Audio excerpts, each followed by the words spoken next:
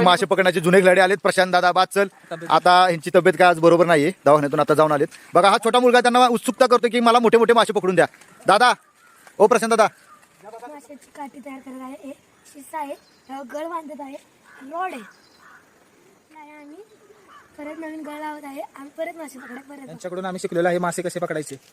यांचं आता वय झालेलं आहे तरी त्यांनी सोडून दिलं आहे मासे पकडायचं. हे बघा त्यांनी आता बकऱ्यांचं पालन करणं चालू केलेलं आहे. बकऱ्याच्या आणि पुढच्या ब्लॉक मध्ये आम्ही तुम्हाला मासे या वड्यामध्ये किती मोठे मासे गावतात? 2, 2.5, 3 किलो पर्यंत गावतात. एवढे मोठे मासे सापडतात? एवढे मोठे आहेत खेकडे? तिकडे देव नाही दिसत.